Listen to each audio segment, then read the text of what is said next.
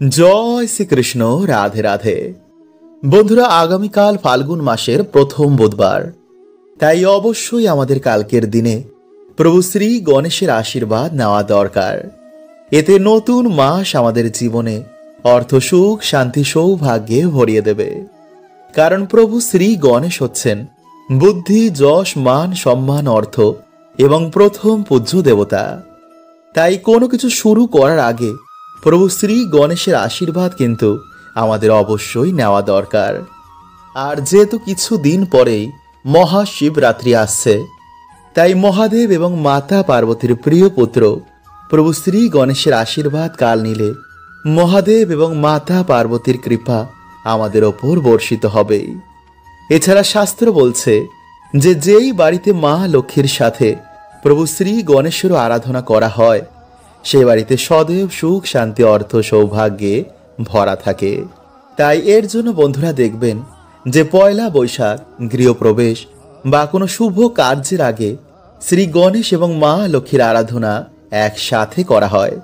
এমনকি কোনো পুজো শুরু করার আগে প্রভু শ্রী গণেশের নাম না নিলে পুজো সফল হয় না। তাই নতুন মাসকে বন্ধুরা সুন্দর করতে, বাড়িতে সুখ, শান্তি, সৌভাগ্য বজায় রাখতে কালকের দিনে কিন্তু এই নিয়মগুলো আপনারা অবশ্যই মেনে চলুন। বন্ধুরা, আপনি কি জানেন যে স্বপ্নশাস্ত্রে এমন কিছু স্বপ্নের ব্যাপারে বলা হয়েছে যা আমাদের জীবনে খুশির সংকেত দেয়? হ্যাঁ বন্ধুরা, মা লক্ষ্মীর কৃপা প্রাপ্ত হওয়ার আগে, মায়ের কৃপায় মনোবাসনা পূর্ণ হওয়ার আগে মা সন্তানদের এই স্বপ্নগুলো দেখান। কিন্তু এই স্বপ্নগুলোর ব্যাপারে বলা হয় যে যতটা সম্ভব এই স্বপ্নগুলোকে গুপ্ত রাখাই ভালো, তাহলে খুব তাড়াতাড়ি স্বপ্নের ফল জীবনে দেখতে পাওয়া যায়। তো চলুন বন্ধুরা, এবার আমরা জেনে নিই সেই 6টি লাকি স্বপ্নের ব্যাপারে, যা আপনারা ভুলেও কিন্তু কাউকে বলবেন না।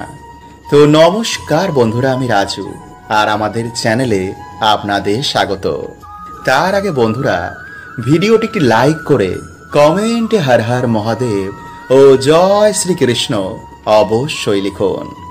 বন্ধুরা, স্বপ্ন শাস্ত্রের অনুসার স্বপ্নে মা লক্ষ্মীর দর্শন করা জীবনে সুখ, শান্তি আগমনের বিশেষ সংকেত দেয়। তাই যদি আপনার স্বপ্নে সাক্ষাৎ মা লক্ষ্মী আসেন, তো ভাববেন আপনার জীবনে এবার সুখ শান্তিতে ভরে উঠবে। আপনার যে মনোবাসনা বাকি রয়েছে তা মায়ের কৃপায় পূর্ণ হবে। এছাড়া যদি স্বপ্নে আপনি কোনো মন্দিরে গেছেন বা কোনো মন্দিরের দর্শন করেন, তো সেই রাতে বাস্তবে আপনার চেতনা সেই মন্দির ভ্রমণ করেছিল। আর এমনটা তারাই করতে পারে যার উপর কোনো দেব দেবীর আশীর্বাদ রয়েছে। নাম্বার 2, স্বপ্নে কচ্ছপ দেখা। বন্ধুরা, স্বপ্ন শাস্ত্রের অনুসার স্বপ্নে কচ্ছপ দেখা খুবই ভালো সংকেত মানা হয়। বন্ধুরা, সমুদ্র মন্থনের সময় ভগবান বিষ্ণু কচ্ছপ রূপ ধারণ করে পর্বতকে নিজের ওপর ধারণ করেছিল। তাই যদি আপনার স্বপ্নে কচ্ছপ আসে, তো ভগবান আপনার জীবনে সংকেত দিচ্ছেন যে আপনার দুঃখ কষ্ট খুব তাড়াতাড়ি দূর হবে এবং খুশির দিন খুব কাছেই রয়েছে আপনার জন্য। নাম্বার 3, কোনো খালি পাত্রের দর্শন করা। বন্ধুরা, স্বপ্ন শাস্ত্রের অনুসার যদি স্বপ্নে আপনি খালি পাত্র দেখেন, তো এটিও জীবনে খুশির আগমনের সংকেত দেয়। এছাড়া ওই খালি পাত্র ভবিষ্যতে ধন প্রাপ্তিরও সংকেত দেয়। তাই যদি আপনার মনে কোনো খালি বাসনা রয়েছে যা এখনো পূর্ণ হয়নি, তা পূর্ণ হওয়ারও এটি সংকেত দেয়। নাম্বার 4, স্বপ্নে ইঁদুর দেখা। বন্ধুরা, ভগবান শ্রী গণেশের আশীর্বাদ প্রাপ্ত হওয়ার আগে, মানে মান, সম্মান, যশ বৃদ্ধির আগে এমন স্বপ্ন আসে। হতে পারে প্রভু শ্রী গণেশের আশীর্বাদে আপনার জীবনের দরিদ্রতা, দুঃখ, সমস্যা খুব তাড়াতাড়ি দূর হবে। তাই প্রথম পূজ্য ভগবান শ্রী গণেশের কাছে নিজের মনোবাসনা জানান। নাম্বার 5, স্বপ্নে ঝাঁটা দেখা। বন্ধুরা, আমাদের হিন্দু শাস্ত্রের অনুসার ঝাঁটাকে মা লক্ষ্মীর প্রতীক মানা হয়। ঝাঁটা আমাদের বাড়ির অলক্ষ্মীকে বিদায় করে। তাই স্বপ্নে ঝাঁটা দেখার মানে জীবন থেকে আপনার এবার দুঃখ ও দরিদ্রতা দূর হবে। নাম্বার 6, গরুর গোবর দেখা বা গোবর দিয়ে ঘুঁটে তৈরি করতে দেখা। বন্ধুরা, স্বপ্ন শাস্ত্রের অনুসার এমন স্বপ্ন দেখার মানে আপনার ভবিষ্যৎ খুব তাড়াতাড়ি চমকাতে চলেছে, মানে আপনি জীবনে খুব তাড়াতাড়ি উন্নতি করবেন। তাই বন্ধুরা, মায়ের কৃপায় 6টি স্বপ্ন দেখলে ভুলেও কিন্তু কাউকে বলবেন না। বন্ধুরা, কিছুতেই কি আপনাদের হাতে অর্থ থাকছে না?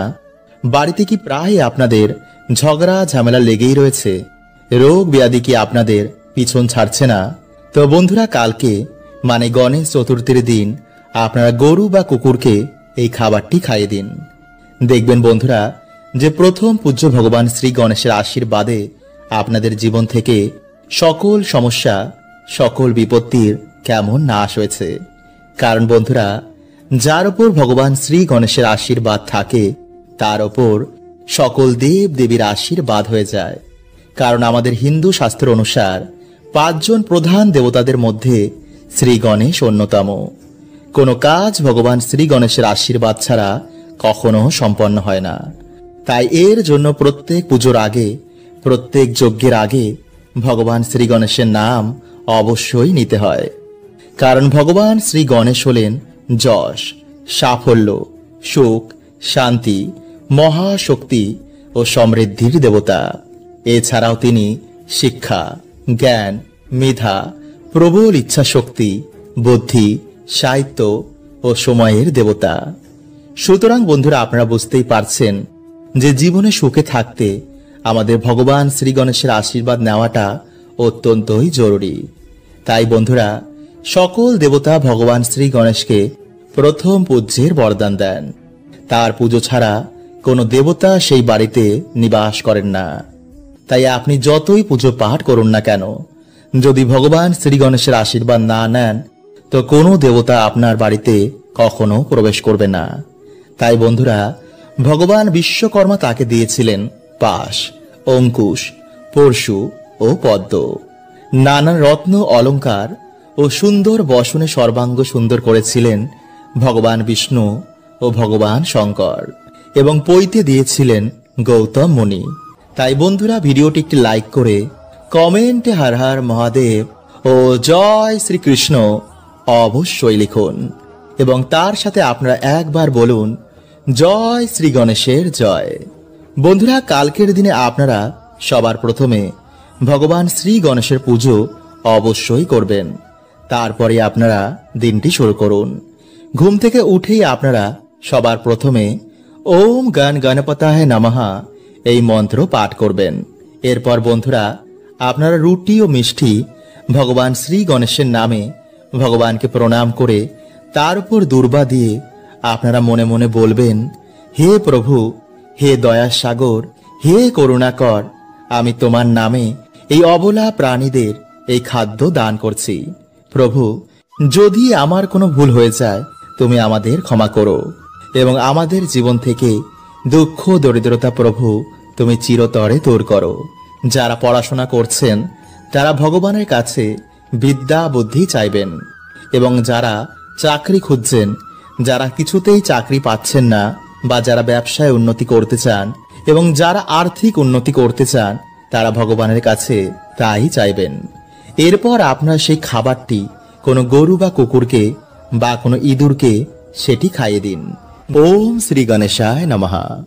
বন্ধুরা, আমাদের হিন্দু ধর্মে ভগবান শ্রী গণেশকে স্মরণ না করে কোনো কাজ সম্পন্ন হয় না। শাস্ত্র বলছে যে ভগবান শ্রী গণেশের মন্ত্র জপ করলে মানুষের জীবনে কোনো প্রকারের অভাব থাকে না। সংসার এবং আধ্যাত্মিক জীবনে সেই ব্যক্তি সফলতা করেই, কারণ ভগবান শ্রী গণেশ হচ্ছেন প্রথম পূজ্য দেবতা এবং হিন্দু ধর্মের প্রধান 5 জন দেবতার মধ্যে অন্যতম। তাই যদি বন্ধুরা আপনারা যে কোনো বুধবার এই নিয়মগুলো আপনারা মেনে চলতে পারেন, তো অবশ্যই বন্ধুরা আপনাদের জীবনে সৌভাগ্য তো আসবেই, এবং আপনাদের মনোবাসনা কিন্তু অবশ্যই পূর্ণ হয়ে যাবে।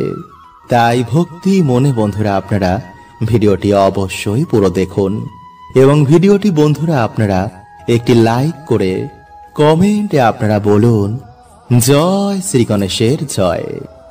নাম্বার 1, বন্ধুরা, ভগবান শ্রী গণেশের বার হচ্ছে বুধবার। তাই এই দিনে অবশ্যই কিন্তু আপনারা বাড়িতে ভগবান শ্রী গণেশের পুজো অর্চনা দিতে কিন্তু একদম ভুলবেন না। কারণ ভগবান শ্রী গণেশকে বিঘ্নহর্তা বলা হয়েছে। তার কৃপায় বড় বড় বাধা বড় বড় দুর্ভাগ্য নাশ হয়ে যায়। শাস্ত্র বলছে যে যে বাড়িতে ভগবান শ্রী গণেশের পুজো অর্চনা করা হয় না, তার নাম স্মরণ করা হয় না, সেই বাড়িতে কোনো দেবদেবীর কৃপা বা সেই বাড়িতে কোনো দেবদেবী কখনো বাস করেন না। কারণ সকল দেবতা মিলে ভগবান শ্রী গণেশকে বরদান দিয়েছিলেন যে প্রথম পূজ্য হওয়ার। তাই এই দিনে বন্ধুরা আপনারা স্নান করে পরিষ্কার জামা কাপড় পরে বাড়িতে একটি ভগবান শ্রী গণেশের নামের একটি প্রদীপ ধরাবেন। এরপর আপনারা আপনাদের সাধ্য অনুযায়ী যে কোনো লাল ফুল, লাড্ডু এবং 11টি দুব্বা দিয়ে ভগবানের পুজো করুন। যদি বাড়িতে আপনাদের ভগবানের মূর্তি না থাকে তো ভগবান শ্রী গণেশকে স্মরণ করে মা লক্ষ্মীর চরণে বা সে প্রদীপের পাশে আপনারা তা রেখে দিন।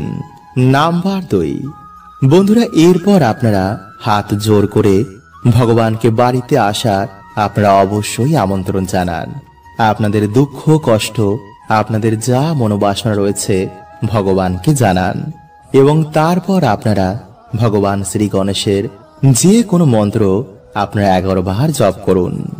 নাম্বার 3, বন্ধুরা যদি আমাদের ওপর একবার ভগবান শ্রী গণেশের আশীর্বাদ এসে পড়ে তো কখনো কিন্তু আমাদের মান সম্মান এবং অর্থের জন্য আর পিছনে ঘুরে দেখতেও হবে না। তাই বন্ধুরা যে কোনো বুধবার আপনারা দিনে অথবা রাতে হোক, আপনারা যে কোনো সময় ভগবানের পুজো করার পর আপনারা 3টে হলুদ এবং একটি 1 টাকার কয়েন হাতে নিয়ে আপনারা ওম শ্রী গণেশায় নমঃ এই মন্ত্রটি আপনারা 108 বার বা 11 বার জপ করে ভগবানের শ্রী চরণে তা রেখে দিন এবং পরের বুধবার আপনারা একটি লাল কাপড়ে তা বেঁধে আপনাদের বাড়ির আলমারি, সিন্দুক বা যে কোনো টাকা রাখার জায়গায় আপনারা তা রেখে দিন এবং যখন বন্ধুরা আপনারা কোনো শুভ কাজে যাবেন সেই হলুদের পোটলাটি নিয়ে কিন্তু আপনারা অবশ্যই যান। দেখবেন বন্ধুরা সেই কাজে আপনারা অবশ্যই সফলতা পাবেন। এছাড়া বন্ধুরা বুধবার দিন গোমাতাকে অন্ন দান করলে, পশু পাখির সেবা করলে পরম সৌভাগ্যের প্রাপ্তি হয়। তাই বন্ধুরা এই বুধবার দিন কিন্তু আপনারা এই নিয়মগুলো মেনে চলতে একদম ভুলবেন না। বন্ধুরা যদি আপনারা রাতে এই প্রক্রিয়াটি করেন তো বন্ধুরা রাতে আপনারা কিন্তু অবশ্যই নিরামিষ আহারই গ্রহণ করবেন, কারণ এমন শুভ কার্যের আগে এমন অশুভ কাজ না করাই ভালো। এছাড়াও আপনারা আজকের রাতে মদ্যপান, নেশা, কাম, ক্রোধ, লোভ এই কার্যগুলো করবেন না। আজকে রাতে আপনারা ব্রহ্মচর্যের পালন করবেন। ভাববেন আপনাদের বাড়িতে ভগবান অতিথি হয়ে আসবেন। তাই আপনারা পরিষ্কার ধোয়া জামা কাপড় পরে ভালো করে হাত পা ধুয়ে বাড়িতে একটি ভগবান শ্রী গণেশের নামের একটি প্রদীপ ধরাবেন। এরপর আপনারা ভগবানের উদ্দেশ্যে লাড্ডু বা মোদক সাথে লাল ফুল এবং দুর্বা ভগবানকে অবশ্যই দেবেন। এরপর ভগবানের আরতি করে আপনারা ভগবানকে আপনাদের বাড়িতে আমন্ত্রণ জানাবেন। বলবেন, হে প্রভু, হে বিঘ্নহর্তা, হে সিদ্ধিদাতা, হে করুণাকর, হে দয়ার সাগর, হে পার্বতী নন্দন, হে প্রভু, তুমি আমাদের বাড়িতে এসে এই সামান্য ভোগটুকু গ্রহণ করে আমাদের দয়া করো। তোমার এই ভক্তের জীবন থেকে সমস্ত দুঃখ কষ্ট প্রভু হরণ করে নাও। যারা ছোট আছো তারা যদি এগুলো কিছুই জোগাড় করতে না পারো তো সামান্য হাত জোর করে ভগবানের কাছে দাঁড়িয়ে ভক্তি মনে প্রভুকে স্মরণ করো আর এই কথাটি বলো। এরপর রাতে যখন আপনারা ঘুমোতে যাবেন তখন আপনারা ভগবানের সামনে মন্ত্রটি 3 বার পাঠ করবেন, আর তা হলো ভগবান শ্রী গণেশের গায়ত্রী মন্ত্র। ওম এক দন্তায় বিদ্মহে বক্রতুণ্ডায় ধীমহি তন্নো বুদ্ধি প্রচোদয়াৎ। বন্ধুরা এই মন্ত্রটি আপনারা টানা 11 দিন জপ করবেন। এতে আপনাদের জীবন থেকে সমস্ত দুঃখে নাশ হবে। জীবনে এত সুখ সমৃদ্ধি আসবে যা আপনারা কল্পনাও করতে পারবেন না। যেই বাড়িতে ভগবানের আশীর্বাদ থাকে সেই বাড়িতে মা লক্ষ্মী নিজে নিবাস করেন। সমস্ত দেব দেবীর আশীর্বাদ সেই বাড়িতে থাকে, ফলে সেই বাড়ি স্বর্গ হয়ে যায়। তাই সবার প্রথমে বন্ধুরা আপনারা আপনাদের বাড়িকে পরিষ্কার করে ফেলুন। বাড়িতে যেন কোনো রকমের কোনো ময়লা না থাকে। বিশেষ করে আপনাদের ঠাকুর ঘর তা যেন একদম পরিষ্কার পরিচ্ছন্ন থাকে। বাড়ির ঠাকুর ঘরকে আপনারা সেই দিন জলে কিছুটা কর্পূর মিশিয়ে ভালো করে ঘর মুছুন। সকাল সকাল সেই দিন আপনারা স্নান করে বাড়িতে মা লক্ষ্মী এবং ভগবান শ্রী গণেশের পুজোর আয়োজন করুন। ভগবানকে চন্দনের তিলক দিন। ভগবানের পুজোয় সেই দিন দুর্বা ঘাস এবং লাল ফুল অবশ্যই দেবেন। এবং ভগবানের পুজোয় আপনারা একটি ঘিয়ের প্রদীপ অবশ্যই জ্বালাবেন। ভগবানের পুজোয় আপনারা সেই দিন মোদক এবং লাড্ডু অবশ্যই দেবেন। এরপর ভগবানের আরতি করে ভগবানের যে কোনো মন্ত্র পাঠ করে আপনারা এই পুজো সম্পন্ন করুন। এরপর আপনাদের যা মনোবাসনা রয়েছে তা প্রভুকে জানান। তো চলুন বন্ধুরা, এবার আমরা জেনে নিই যে এই দিন বা এই সময় আপনারা কি কি কার্য করবেন না। নাম্বার 1, বন্ধুরা, বাড়িতে যখন আপনারা পুজো করবেন তখন যেন সেই সময় আপনাদের বাড়ির মেইন দরজা খোলা থাকে। সেই সময় আপনাদের বাড়িতে যেন কোনো রকমের ঝগড়া ঝামেলা চেল্লামিল্লি একদমই না হয়। কারণ বন্ধুরা, ভগবান শ্রী গণেশ আপনাদের বাড়িতে অতিথি হয়ে আসবেন। তাই এই সময় যদি আপনারা এই কার্যগুলো করেন তো তিনি আপনাদের বাড়িতে কিন্তু সেই দিন প্রবেশ করবেন না। আর এর ফলে আপনারা সারা বছর ভগবানের আশীর্বাদ পাবেন না। পশু পাখিদের আপনারা সেই দিন অবশ্যই সেবা করুন, গরিবদের কিছু দান করুন। এতে ভগবান শ্রী গণেশ ও মাতা লক্ষ্মী আপনার ওপর খুবই প্রসন্ন হবেন। তাই যদি বন্ধুরা আপনাদের ভিডিওটি ভালো লাগে তো অবশ্যই বন্ধুদের সাথে কিন্তু শেয়ার করতে ভুলবেন না। হরে কৃষ্ণা, ওম নমঃ শিবায়।